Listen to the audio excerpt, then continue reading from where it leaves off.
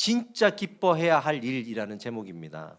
무엇이든 차고 넘치는 시대가 되었습니다. 그래서 너무나 많은 것들이 쏟아지다 보니까 그 안에서 살아남기 위해서 자신의 것을 브랜드화시켜서 홍보하는 것이 아주 경쟁적으로 치열해졌습니다.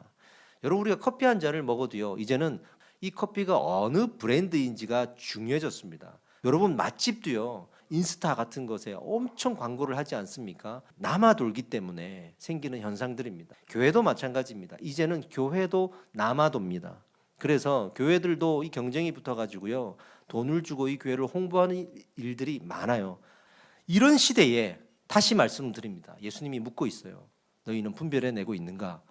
무엇을 선택하고 있고 그 선택한 것에 기뻐하고 있는가를 묻고 있습니다. 오늘 제목에 너희는 무엇을 기뻐하고 있는가라고 물었는데요, 사실 이 제목에 의역을 하면 너는 진짜 분별할 능력이 있는가를 묻는 거예요. 지금 이 본문은 예수님이 12제자를 먼저 전도 파송을 하시고 난 이후에 이번에는 70명을 전도 파송을 하는 장면인데요, 우리 12제자 파송했을 때 결과 어땠습니까? 엉망이었어요. 마찬가지 70인 파송했을 때도 엉망이었어요. 그래서 혼납니다. 결과를 한번 먼저 봅시다. 17절로 갑시다. 한번 읽어보겠습니다. 그들의 관심이 어디 있었죠? 귀신을 쫓아내는 데 있었습니다. 그러니까 이들이 평소에 어디에 관심이 있는지를 나타내 주는 거예요.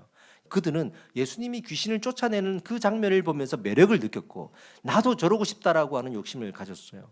그래서 예수님이 70인을 파송하면서 가르치신 지침이 있는데 그 지침들을 무시하고 결국 가지고 온 것은 전혀 다른 귀신을 쫓아냈다라는 기쁨이에요. 그것보다 더 중요한 게 있다라는 것을 말하고자 하는 겁니다. 20절에 나오죠. 읽어보겠습니다. 지금 이 70인이 무슨 목적으로 파송됐어요? 전도하라고, 복음을 증거하라고. 만나는 사람들이 복음을 듣고 예수를 영접하는 것, 그 기쁨이 있어야 되는데 그것보다 그냥 귀신 쫓아내는 게 기쁘다는 거예요. 전혀 다른 기쁨을 누리고 돌아와서 얘기한 겁니다. 신약 시대는요, 자세히 보면 귀신도 남아 돌아요. 그리고 귀신을 쫓아내는 능력도 남아 돌았던 시대예요. 신약 시대에도 예수님이 오심으로 인해서 얼마나 많은 기적이 있었습니까? 병자가 치료되고 귀신이 쫓겨나고 죽은 자가 살아났어요. 5병이요 7병이의 사건이 일어났어요. 그럼에도 불구하고 뭐라고 하셨어요? 거기에 집중하지 마라.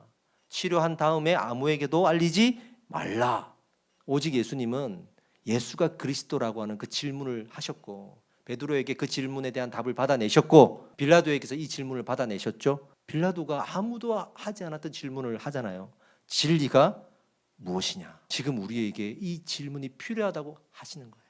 그리고 이제 70인들을 파송하면서 가르쳐 준 내용으로 한번 가보자고 합니다. 첫 번째 4절로 가보겠습니다. 읽어볼게요. 이게 무슨 말이냐면 전대, 배낭, 신발, 이거는 여행객들에게 꼭 필요한 옷과 가방과 신발이에요. 그런데 여기서 말하는 것들은 여유분을 말하는 거예요.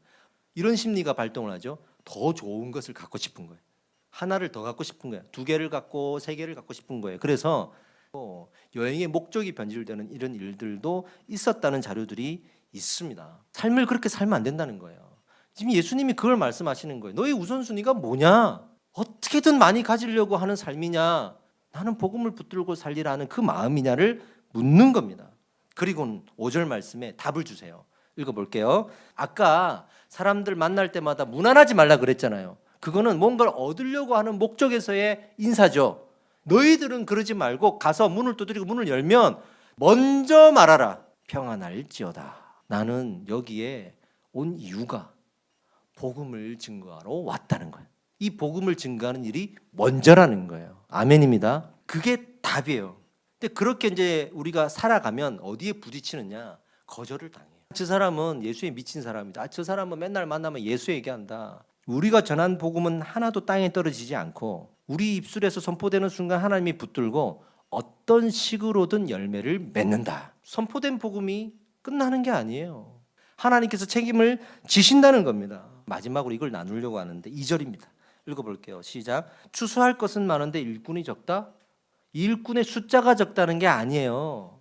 절대 그런 얘기 아닙니다. 예수님 마음만 먹으면 100명, 1000명, 10,000명도 보내요. 지금 앞서 말한 대로 그런 우선순위를 가지고 이런 세상이지만 세상의 추세를 쫓지 않고 복음에 집중할 수 있는 사람이 없다는 거예요. 이 지금 예수님 말씀하신 일꾼이 되어서 세상 쫓아가지 않고 내가 복음에 집중하겠다. 내 입에서 예수의 이름이 터져 나오고 나를 통해서 어떤 영향력이 흘러가고 이런 고민하면서 살아내는 사람들이 적다는 거예요.